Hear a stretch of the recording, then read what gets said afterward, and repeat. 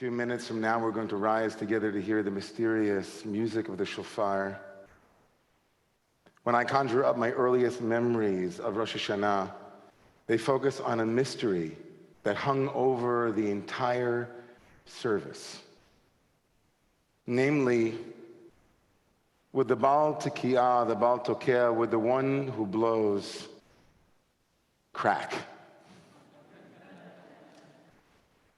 As my father has told me for years, no one goes to the opera to hear the tenor hit the soaring arias, but rather to be present when he misses the high Cs. Each and every year, the REA boys would come up and a lineup would be there just to see who would be the relief pitcher in case, you never know. I have the utmost confidence in our Balei Tekiyah, in Jeffrey and in Jonathan. But I'm still nonetheless absorbed in the mystery surrounding the shofar, its meanings, and especially the meaning behind the musical score. That Tekiyah, the broken shivarim, the crying tru'ah, and the return of the Tekiyah. What, if anything, I wonder, might it teach us about the theme that we've chosen for this year, the theme of trust? Last night we explored a powerful verse from Psalm 27.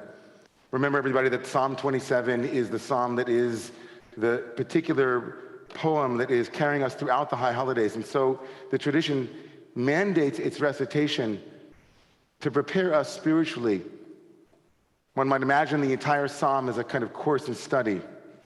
For those of you who weren't with us last night, this is the beginning of the psalm.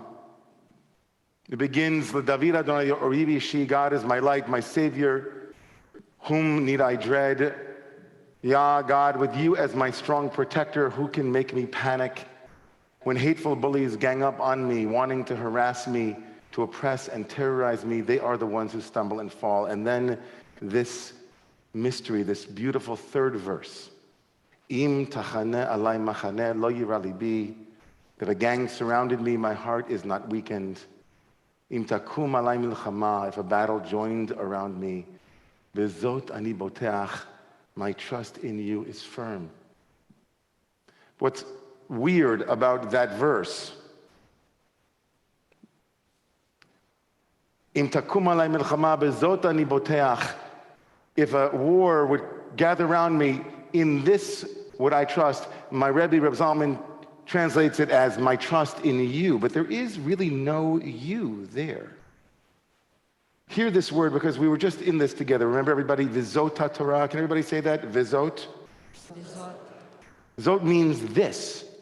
We point to the Torah because it's immediate. It's right here. Zot in Hebrew means a very direct perception of some object. I want to say this paper. I say Zot. Zot. When the psalmist says, Bezot ani boteach, in this I trust, we expect him in the very next verse to say what exactly it is that he trusts. What's the this? The next verse, of course, made so beautiful last night with Sharon Dolan. Achat sha'alti, he says, one thing I ask. Is this the this?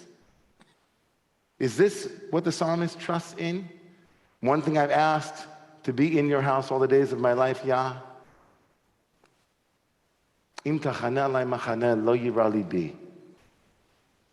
That's what we've been singing. And all of it kind of hinges on this. Bezot ani boteach. In this I trust. This fragment of Hebrew that we spoke about last night and that I'm introducing again to all of you here, this bezot. Can you all say that now? Bezot. It opens us up to a kind of interpretive imagination.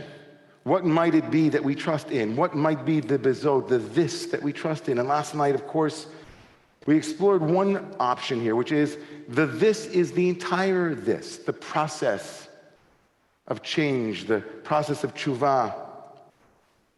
This, in that rendering, is the immediate presumptive trust that we spoke about, the things that we take for granted every moment, that the chair that you're sitting on won't collapse, or that the mind that you have will interpret and listen. All of the this is, that your watch will keep working, that your phones keep going, that the air conditioning here won't break,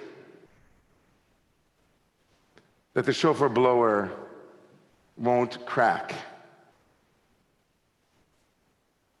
My offering this morning is bezot, means this one here before me. Through this unique one, this unique moment, this zot. Contrasted with all of the hazots, all of those that we know, all of the other moments that we bring with us. We live in patterns, we live in rhythms, and as humans, we tell stories, we make narratives, we piece things together, we are pattern attuned. We look for cues and hues. We fill in gaps based on inference and intuition. We size up every moment based on a precedent. This moment is read through the light of every moment that came before. What we know already is what helps us to know with some awareness what might yet be. This is a great thing, isn't it? Thank goodness for the power of memory. A life lived without memory is a nightmare. Just ask anyone in here who has a parent with dementia or Alzheimer's. Just think, this moment of the holiest day of our year is called Yom HaZikaron, the day of memory. But we all know that paradoxically, memory can both save us from the future pain that we imagine and the mistakes we hope not to repeat, but it can also perpetuate those things, can't it? Each of us carries images and pain, stories and patterns to each and every unique moment that we encounter. This is the way of it. That makes sense. But change is predicated on the ability to allow the possibility that this next moment need not be inexorably linked to what came before. Tshuva, the fundamental pattern of this time of the year, assumes that we can make a different choice now. All of our tradition points to the truth that not all past needs to be the prologue to this moment. All patterns were made to be broken, and we are the pattern breakers. Bezot ani boteach means that the one before I stand may be a new one. This one might be different than that one, the one they used to be. This proximate zot, this human, this moment, right here, right now, not that one over there and from before. When Maimonides goes to talk about tshuva, when he goes to talk about what it is to become a new person, he says, the person puts on new clothing, they take on a new name, they have a new identity, and that one that they were, he uses that term, not this one, but that one that they were. That's not the one standing before you. They're not that one. They have a new alias. It's not David Kurtz from last week or last moment. It's not Nigel Austin, that one. It's the new one. Bezot. What's remarkable, of course, is that in this morning's Torah service, we have an instance of the antithesis of with this moment. We have a focus on that. Story of Hagar and Ishmael. In the story of Hagar and Ishmael, of course, chapter 16, as I said earlier to you, was the precursor to this morning's story, where the repetition of the story invites us into imagining that maybe Sarah could have had a different story in chapter 21. You see, in chapter 16, she abuses and she hurts terribly and causes to suffer her slave, Hagar. Shai Held, the great rabbi scholar, says that this text subtly shows the reader that Abraham and Sarah do not see Hagar as a fully human being. They refer to her simply as Sarai Shifcha, her slave or maidservant, as if the woman has no name, no identity of her own. even as the text has God speaking directly to her, something that only happened to Rebecca, as pointed out by feminist theologian Phyllis Treble. You can see here that the angel speaks to Hagar and calls her by her name in chapter 16, but her own employers, if you can say it, that the masters didn't call Hagar by a name. They don't call her by a name. And so we think, as Freud has taught us, that when we repeat something, it's a pattern that cries out for a resolution, a hope for completion, a scene that is stuck in the past, that is begging us to reframe it. And so when we move into this story this morning, we hope that somehow Hagar will be named. Hagar will become a person. But look at this verse in chapter 21. Vatomer Abraham, and Sarah says to Abraham, Garesh ha'ama hazot. That woman, hazot. Anybody ever say that in their lives? Hazot, that one? Oh, you know that one. Who? Oh, that one. With the hey hayidiah, it's like in Hebrew, hey hayidiah is the prefix. It says, oh, the one that everyone knows. And it's not enough that verse 10 brings us the word hazot once. It says it twice. Sarah can't even say her name. She can't even call her. She says, hazot, hazot, that one. She employs that phrase to tell us about a known entity, an entity that is absent of mystery and freedom, the predictable, patterned, caricatured, and empty presence of a person. Oh, that one, you know, whose name means stranger, becomes the all too known entity, the one who's not known, the one who is an object. Our sages tell us that this sin of Sarah would eventually lead to the enslavement of the Jewish people in the land of Egypt. We might say today that she sinned most deeply because she stood not with a person that was before her, allowing the possibility that she might be surprised and uplifted, but instead Sarah was unable to make room for a new story to emerge. Sarah and her devastating intransigence wasn't simply born of a personal moral failing. Her sin was a manifestation of systems of oppression operating in her world, and therefore in her, systems that instrumentalized one to commodify the other, to transform a holy this into a dehumanized that, to use and discard. Sarah stood against tshuva and the possibility of being freshly met by another. We are told by the sages that this inability to see the other led to a national diminishment of liberation and freedom, as if to say that slaves to the past perpetuated in the present and the future the very same pattern.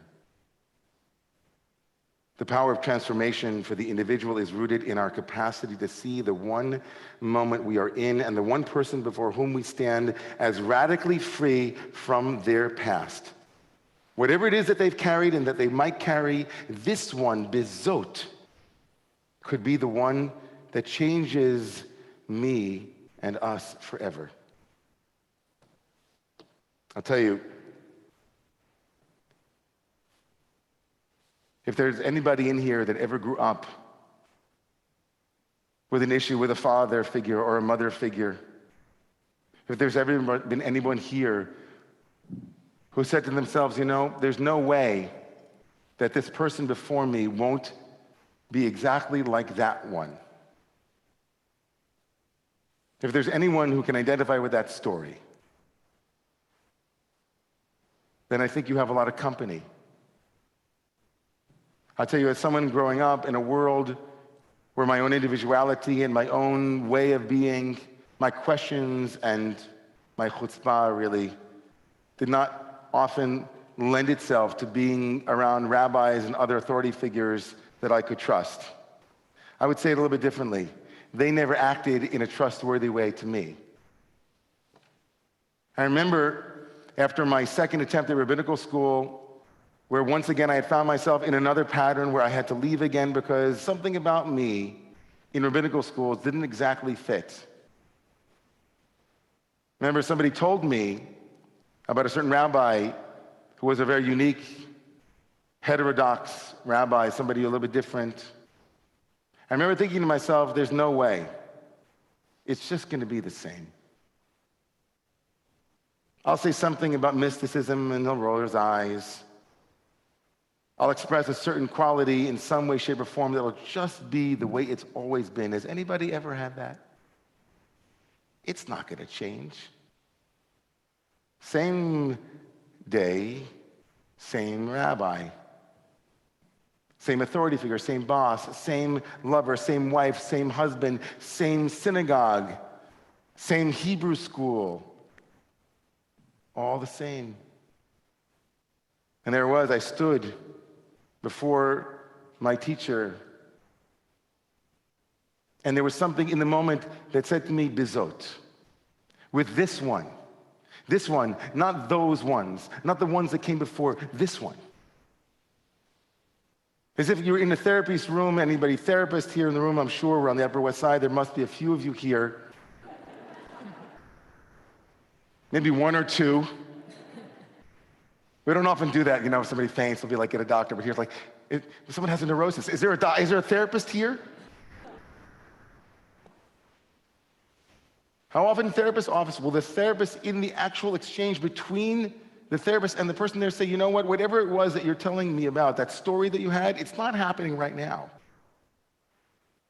With me, can you take in the love I'm giving you? Can you take in that this is not that?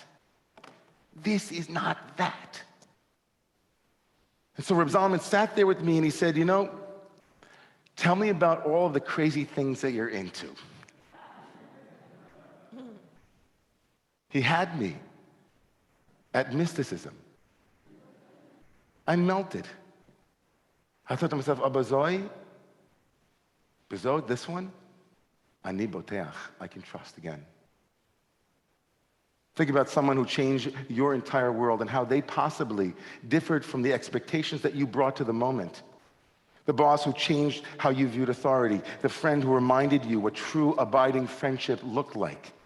The lover who tenderly helped sew your torn heart, bringing you to a place of wholeness and healing and sanctity. The ally who put themselves on the line to affirm your humanity in the face of systems that degraded it. The co-conspirator who leveraged their power and privilege to uplift you, to guard your safety. The freedom yearner who forgives you when you falter. The upstander who refused to stand by while you were endangered or abused.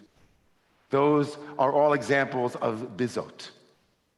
Not Hazot, but Bizot, this one, each singularity that expresses the deepest truth about Tshuva. Change is possible, one human at a time, one moment at a time, one breath at a time, one encounter at a time.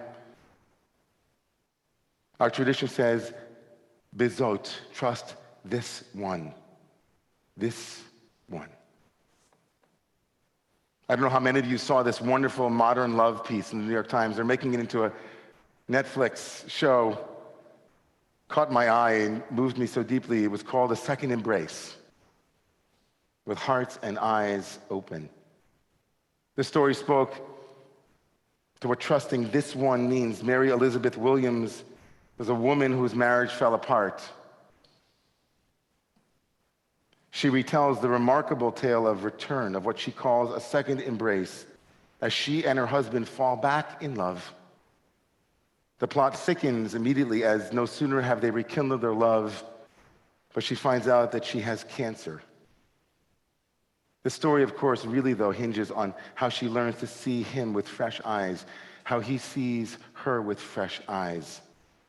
And they realize that who they once were was no longer what they had become.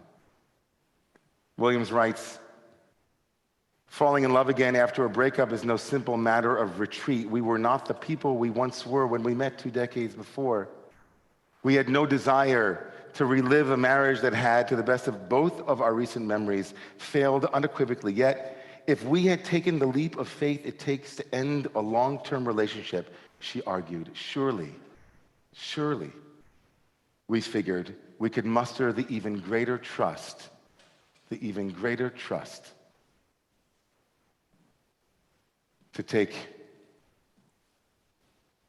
open their hearts again. She writes, besides, it was nice being with a man whose emotional baggage from his crazy ex I could really understand.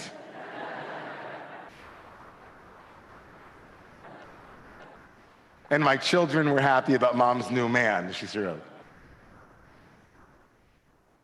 What's true about the one before when we stand, this one, the bezot that we encounter in our lives, is also for others and how they might come to trust again through us. We could be the bezot. We could be the bezot for someone else. We could be the one that changes how they look at the world, how they walk in the world forever.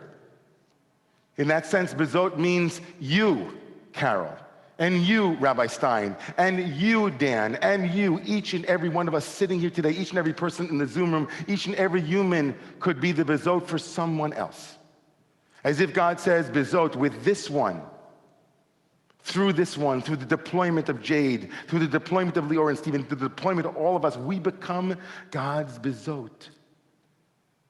The one who stands before me says, will you help me trust again? Will you be the one? Will you be the man who returns my belief in man again? The one who returns my belief in science again, my belief in this, belief in that? Will you be the Israeli who stands before the Palestinian and says, this is trustworthy, and vice versa? Will all of us be that for the other? We are that one. Northern Spain, December 2nd, 2012. Some of you might know this, a cross-country race in the rain and in the mud of a steeplechase. A runner from Kenya named Abel Mutai was just a few meters from the finish line. He's way, way ahead of the hometown Spanish hero, who was a very distant second, Ivan Fernandez. Something happens, though. The signs are odd, and Abel Mutai, the Kenyan runner, stops. He's confused. He doesn't know what's going on. And as Ivan Fernandez comes closer and closer to Abel Mutai, he can hear the Spanish crowd cheering him on, pass him, pass him, pass him. But Fernandez stops. He knows that Abel Mutai is confused. He doesn't read or speak Spanish, but he still screams at him, keep going in Spanish. But of course, Abel Mutai doesn't read or understand Spanish, and so he's confused. Why is this person yelling at me? I'm only a few meters from the finish line. Well, let me tell you, you want to know what he did? Many of you probably know. I'll tell you what he didn't do. He didn't race past him. He didn't say, oh, there's the finish line. This race is mine. It's a good thing he got confused. He shouted, and when he didn't understand him any longer after shouting, he put his hands on the back of the Kenyan runner, and he pushed him across the finish line. And when they asked him, Ivan Fernandez, the crowd was roaring, you could have had the victory. You know what he said? What kind of victory would that have been? What would my mother have said?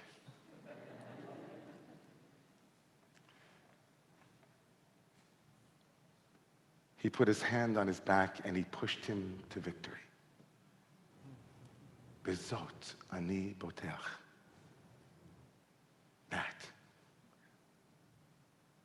That can restore our faith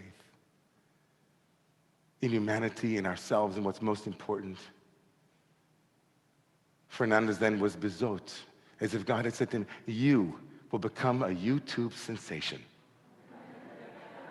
Your mom will be proud of you, but even more so, you will restore faith in goodness.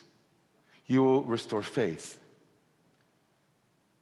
in our capacity to be self-transcendent, to think about the other before we think of ourselves, to put what is most important in the prime center of our lives. Bezot ani boteach, that is worthy of trust. The great Rabbi Rav Kook, the first chief rabbi of Palestine, wrote, "The purely righteous do not complain about darkness, but increase light. They don't complain of evil, but increase justice. They don't complain of heresy, but increase faith. They don't complain of ignorance, but increase wisdom." And we might add, as our coda this morning, they don't complain of betrayal, but increase trust. And so now back to the shofar and the mystery. The shofar, whose sounds mimic the groans and the moans of human birth, human suffering, and human longing. Though shofar is the music of the story of trust.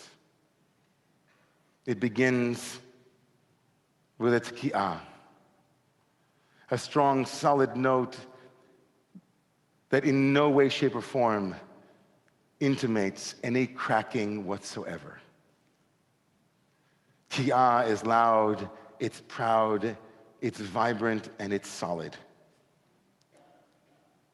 But then there is a shivarim. That sound becomes broken and betrayed. It gets broken into three pieces that become a yivava, a trembling shu'ah. And everyone wonders, what's next? What could possibly come after the images that we just saw? What could possibly come after the brokenness and the betrayal, the hurt and the despondency? What could be next? And then the tki'ah comes again and says, "You ready? This one, this tki'ah, this bezot, it's coming back. You can trust it. Like the morning dawn, it will arise. Like this year's presence, a year ago, all of you were behind screens, and here we are, incipient, insipid tki'ah. The story of trust. Bezot ani boteach."